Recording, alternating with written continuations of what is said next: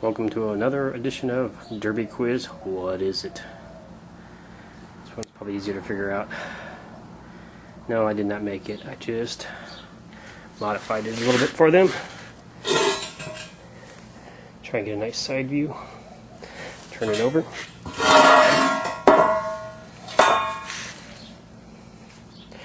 All I did was had our plasma cutter guy cut it out. Yes, that was a 3/8 Chevy BOP adapter plate for transmissions. Oh wait, maybe that's a very good clue. But you probably already figured out. It's not very hard.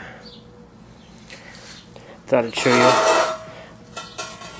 what some people are building. So, you got the idea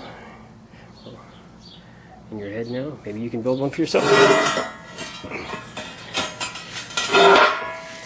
I do something completely different, so I'm not too worried about these. See ya.